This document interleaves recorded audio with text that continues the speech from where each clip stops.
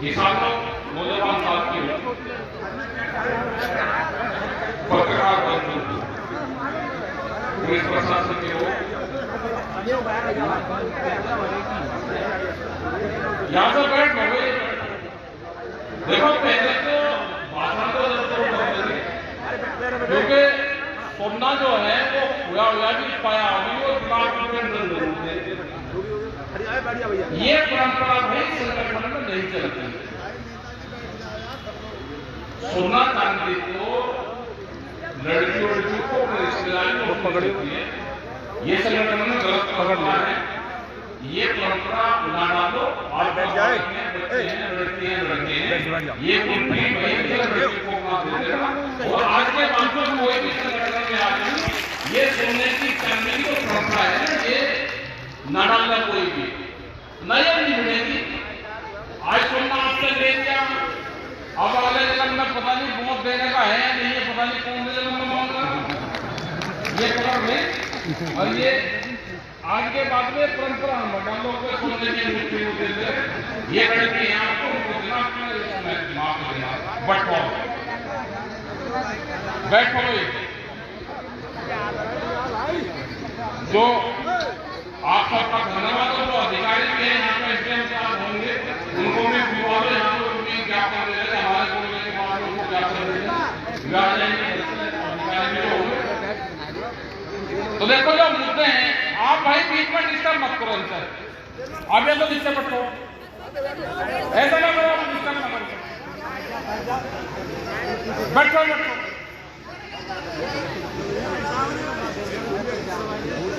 जो मुद्दे हैं किसान के, किसान का बड़ा सवाल है कि उसको फसलों के दाम नहीं मिलते। ये एक बड़ा मकड़जाल है सरकार का। जमीन आप रात के अंधेरे में बेच सकते हो, आप सौदा कर लो जमीन का, रात को बैनामा कर देंगे अधिकारी आते, रात को रजिस्टर्ड ऑफिस खुल जाएगा, रजिस्ट्रार आपके घर आ जाएगा, लेकिन आप फसल बेचने जाओगे तो धूप में जहां दिन होता है वहां पे आपकी फसलें नहीं दिखेंगी। सरकार का पूरा टारगेट है कि किसान की जमीन कैसे ली जाएगी।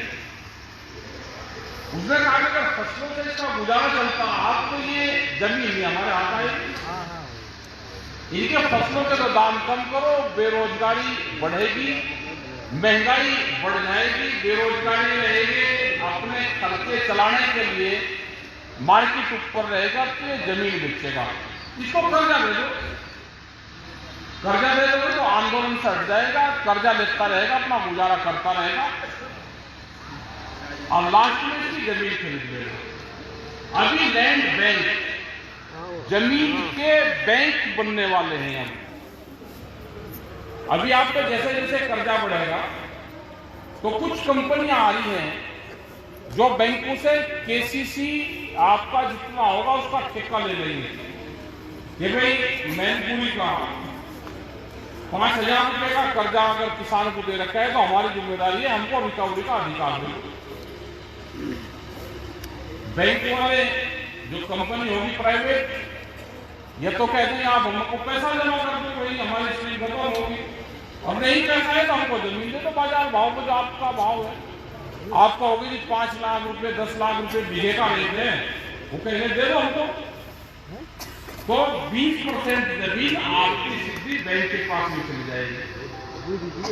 यही उनका फार्मूला है।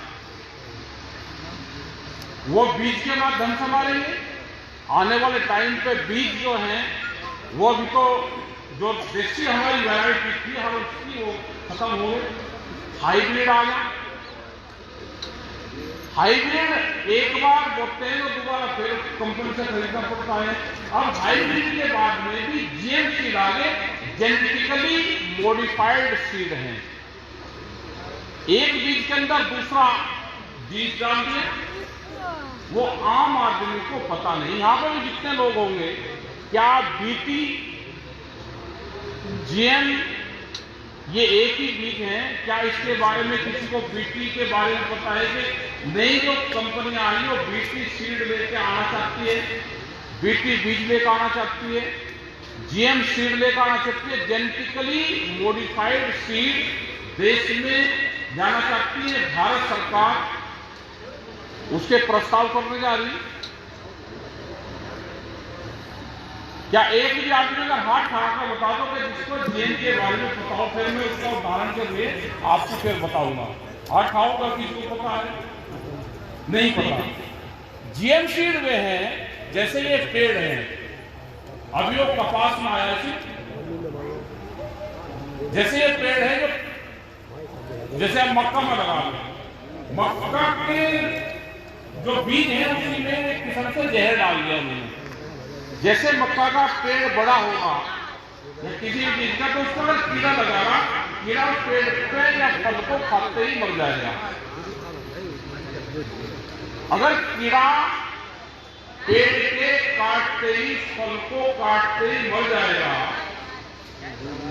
तो जब आदमी उसको खाएगा तो उससे क्या प्रभाव पड़ेगा? ये हमारा सीधा फर्क है। क्या आदमी बीमार नहीं होगा? अगर कीड़ा मकोड़ा उसे खाते ही पेड़ को बीमार होकर वो मर रहा है, क्या आदमी भी इससे प्रभावित होगा? उससे आदमी भी प्रभावित होगा। ये पूरी दुनिया में बैन है, लेकिन भारत की सरकारें उस चीज को प्रमोट करना चाहती है। 26 जो फसलें हैं हमारी सब्जी की, तरकारी की जो फसलें हैं, वेजिटेबल, 26 फसलें हैं, अनाज हैं। यहाँ पे सरसों का तेल सबसे ज्यादा इस्तेमाल होता है, जिसको हम कड़वा तेल बोलते हैं। क्या कोई सरसों के तेल की कमी देश में होगी? उसको कहते हैं मस्टर्ड ऑयल। सरसों के तेल में सबसे पहले जीएम को लाना चाहते हैं। उससे प्रभावित कौन हुआ? जो यहाँ के इस क्षेत्र के पूरे लोग जो कड़वे तेल का इस्तेमाल करते हैं, वे लोग सबसे पहले बर्बाद होते हैं।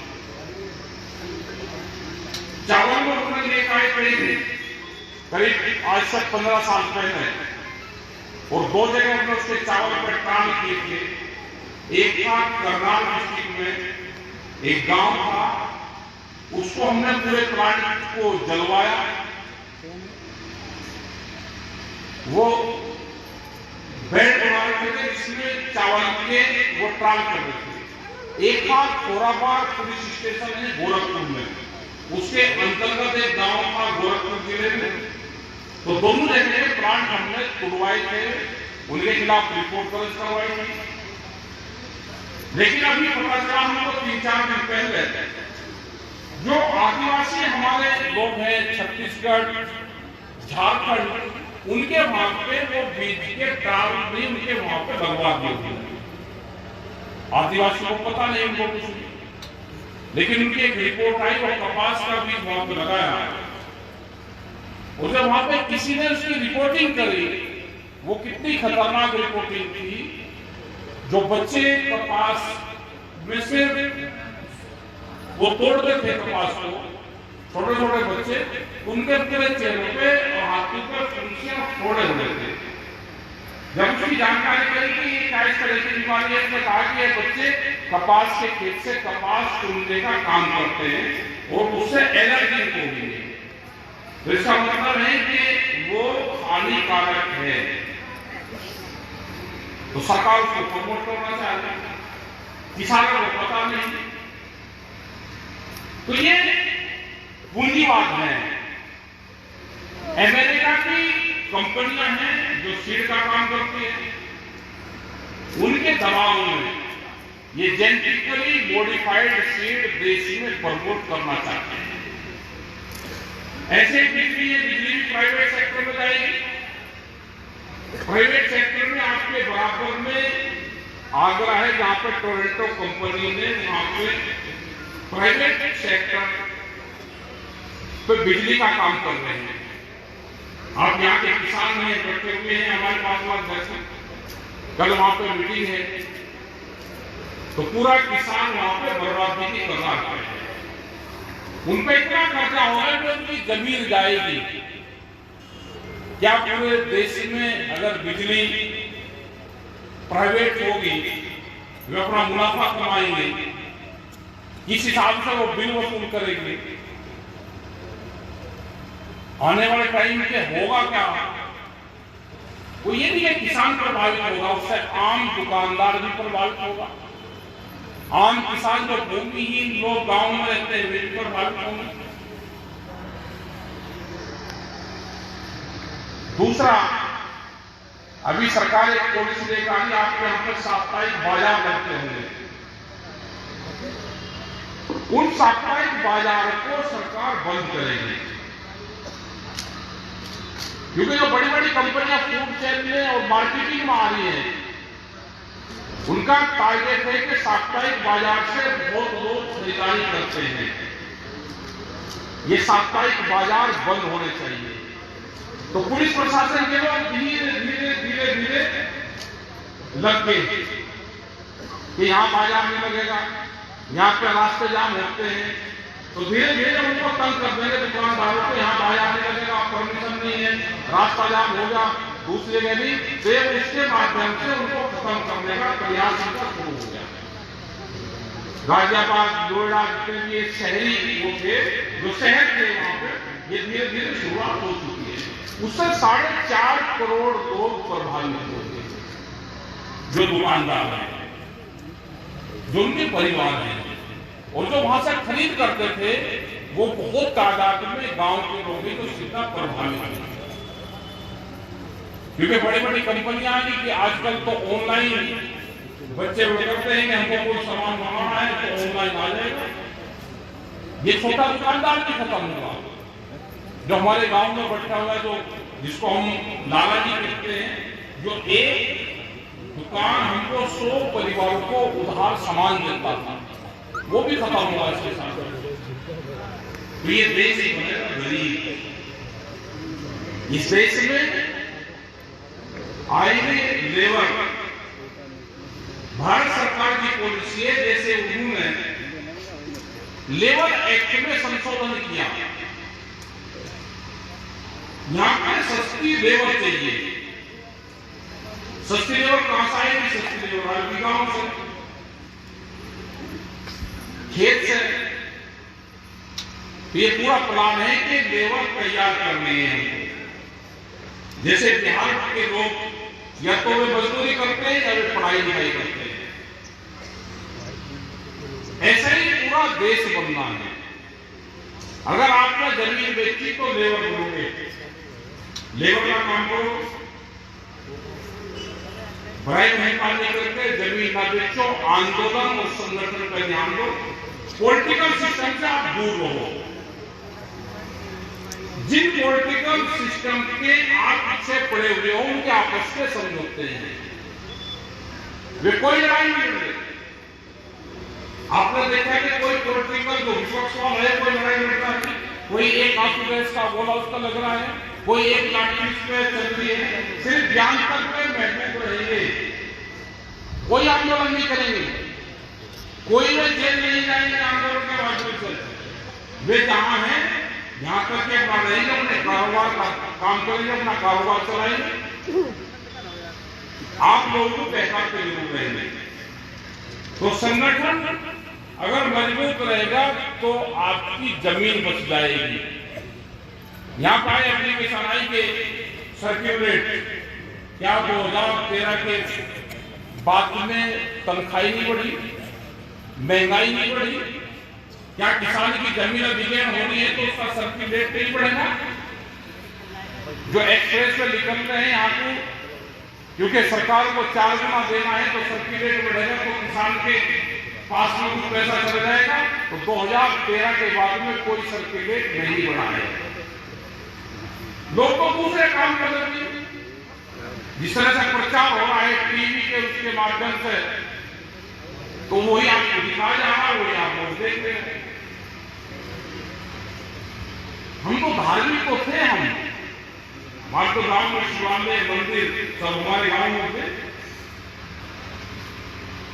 लेकिन जो दिमागी धार्मिक हुए उससे आप बर्बाद होंगे। तो अपने संगठन पे ध्यान दो, आने वाले टाइम पे क्या क्या चीजें नुकसान की हैं किसानों को, उस पर ध्यान दो। इस देश को कोई पॉलिटिकल पार्टी नहीं चला रही, इस देश को पूंजीवाद चला रहा है। पूंजीवाद का कब्जा है, तो संघर्ष करना पड़ेगा हमको। मुकाबला पूंजीवाद का है। जैसे यहाँ पे डीजल से चलने वाला ट्रैक्टर, डीजल से चलने वाला पंपिंग सेट आप 15 साल के बाद में नहीं चला सकते। एनसीआर में 10 साल लगते हैं। क्या 10 साल में कोई ट्रैक्टर खराब हो जाएगा? जो ट्रैक्टर बागपत, मेरठ, नगर, हरियाणा, जो दिल्ली के आसपास है, क्या 10 साल में ट्रैक्टर को बदलने की हैसियत किसी किसान की है? क्या उसने गाड़ी के इतिहास आते हैं, कोई गाड़ी मिली 10 साल को अपनी गाड़ी बदल दे? क्या जो हमारे जितने जुडिशल के लोग, वकील हैं, एडवोकेट हैं, हमारे कोई अधिकारी है, कोई पुलिस के लोग हैं, उनको अगर बिहार साथी में गाड़ी मिलेगी, क्या 10 साल में वो गाड़ी बदलने लायक है? ये पूंजीवाद है कि पूंजीपतियों को कैसे बढ़ावा देंगे। हमारी लड़ाई पूंजीपतियों से है। तो आप अपने संगठन को मजबूत रखो। बहुत से इश्यू हैं आपके बीच में बताए जाएंगे, आप उन पर ध्यान दें। पॉलिटिकल सिस्टम को जहां आपको वोट देंगे अपना दे रहे हैं, लेकिन संगठन को ध्यान रखो, संगठन को मजबूत रखो, तो ही आपकी जमीन का आजादी बचेंगे। नहीं तो नहीं बचेंगे। बीज के माध्यम से, बिजली के माध्यम से, पोल्यूशन के नाम पे आपकी जमीन ले रहा है कोई आदमी, जमीन खरीदी सड़क के नजदीक। व्यापारी क्या कर रहा है कि आपकी सड़क की जमीन खरीद रहा है। वो जमीन खरीदता है एग्रीकल्चर में, बराबर की हो जमीन खरीदेगा, वो भी एग्रीकल्चर से खरीदेगा। बाकी तो उसको दीवार खड़ी करेगा, रास्ता रोकेगा आपका। ये ध्यान रखना, जो जो भी किसान हाईवे की सड़क के नजदीक की जमीन बेच रहा है, व्यापारी जमीन का बैनामा करवाएगा एग्रीकल्चर में, कृषि में, उसमें भी एक दीवार खड़ी करेगा, बराबर वाले मिलेगा, दीवार खड़ी करेगा। पीछे 8 फुट का जाने का रास्ता है, उसमें जा नहीं सकते। अगर उसमें ट्रैक्टर ट्रॉली कोई लग गया तो मुकदमा दर्ज करवाएगा, पिछली जमीन सस्ती देगा। तो ये अधिकारी भी उस पर भी ध्यान दें। अगर कोई जमीन एग्रीकल्चर में खरीद रहा है तो एग्रीकल्चर के काम का अगर कॉमर्शियल ले रहा है तो उसको 3 फीट जगह बराबर में छोड़नी पड़ेगी। ये चीजें भी आप संज्ञान और ज्ञापन में देना शुरू करो। जैसे शहर की दुकान बनती है, शहर में अगर कोई दुकान तोड़ के दोबारा दुकान बनाएगा तो 3 फीट पीछे हटकर दुकान बनाएगा। तो हमारे खेत में भी अगर कोई दीवार खींच रहा है तो 3 फीट जगह उसको छोड़नी पड़ेगी, नहीं तो उसको दीवार मत बनने दो। हमने अधिकारी को, सरकार को ये चिट्ठी लिखी है कि ये पॉलिसी सरकार में पास कर दो। तो ये बहुत से सवाल हमारे हैं। अपना पंचायत आपने ठीक करी, बढ़िया करी, लेकिन जो मंच का ये गलत साइड में लगा हुआ है। ये मंच वहां रहना चाहिए था। अगर भीड़ इकट्ठी कर रही है तो भीड़ की पीठ पे धूप लगनी चाहिए, सूरज यहाँ लगना चाहिए और नेता की आंख पर लगना चाहिए। अब नेता तो छाया में है, नहीं तो धूप लग रही, इसको क्या कर रहे हैं? तो बैठा हुआ है पब्लिक के आंख पर धूप लग रही, हमको भी ले गया, सूरज को भी ले गया। तो मंच हमेशा उत्तर दिशा में लगे और दक्षिण दिशा में उसका फेस रहना चाहिए। गर्मी है तो टेंट भी लगाना चाहिए, तो ये लोग दुखी नहीं होते। तो कोई भी अगर मीटिंग करे तो टेंट की व्यवस्था रखे और मंच सूरज के सामने रहना चाहिए, तो आपकी भीड़ बढ़ जाएगी, जनता दुखी नहीं होगी। आप लोग फिर भी इतनी बड़ी तादाद में यहाँ पे आए, आपका सबका धन्यवाद, मुकेश का धन्यवाद। और आज के बाद में भाई कोई भी यहाँ पे सब बराबर है, कोई नेता और कोई वो नहीं है यहाँ पे, न किसी कोई रिश्तेदारी संगठन। तो जो सोने सामने का चांदी का जो चढ़ावा है ये अपना बंद कर दो। आज के बाद अपने घर परिवार रिश्तेदारी में लड़की की शादी होती है उसमें सोना चलता है, अपने घर पर को कम खर्चे में संगठन का काम चले। ट्रैक्टर ट्रॉली पे मंच, ये जो मंच के खर्चे हैं ये भी बंद करने पड़ेंगे। हमारे मंच बढ़ते ट्रैक्टर ट्रॉली खड़ी करनी है, ट्रैक्टर उसको ना चादर डालिए, उसको ना बैठिए। कम खर्चे में काम करोगे तो आप बंद में चले जाओगे। ये दिखावे से उत्तर नहीं होगा। कम खर्चे में ये पिछले 40 साल से किसान संगठन चल रहा है, तो ये कम खर्चे में चलता है। एक नशे पत्ती से दूर हो गई, नशा बहुत करते हैं, गुटखे का इस्तेमाल कर रहे, शराब का इस्तेमाल कर रहे, बीड़ी दुनिया भर की, खान पीन का अगर सुधार करो तो आमदनी बढ़ जाएगी। नशे पत्ती से जितने का नशा कर रहे हैं, अगर एक आदमी 25 रुपए का रोज खा रहा है, जिससे घर में 10 आदमी है तो 250 रुपए रोज हो गए, तो परिवार के हाथ से 25-25 रुपया दे दे। जो घर में कितने सदस्य हैं उसके हिस्से में आता है। तो ये नशा पत्ती बंद करना पड़ेगा। खान पीन, अगर आप फल फ्रूट का इस्तेमाल करोगे, दूध का इस्तेमाल करोगे, छाछ नींबू पानी का इस्तेमाल करोगे तो आमदनी किसान की बढ़ेगी। आप कोल्ड ड्रिंक फास्ट फूड ये चीजें खाओगे तो आमदनी कंपनी की बढ़ेगी। हम फल खाएंगे, पपीता लेंगे तो कम से कम पपीते की किसान की आमदनी बढ़ेगी। नींबू पानी लो, छाछ लो, दूध पियो। आप दूध तो बेच रहे हो और कोल्ड ड्रिंक खरीद रहे हो, दूध 40 रुपए लीटर बेच रहे हो, कोल्ड ड्रिंक 50 रुपए लीटर खरीद रहे हो। तो ये बंद करो ये चीजें, जबकि हमारा पशुधन खत्म हो रहा है। खाद दवाइयों का बहुत इस्तेमाल हम करने लगे। क्या करोगे? जमीन हमारी कहाँ जाएगी?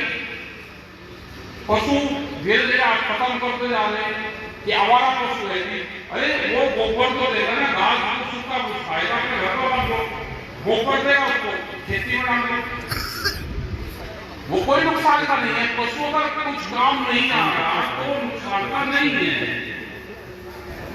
उसको घर में बांध दो, उसको सूखा भूस कोई डाल दो, आप उसको कम से कम गोबर देगा, अपने खेत में डाल दो, उसको दवाई में इस्तेमाल कर दो। हमको अपनी जमीन भी बचानी है।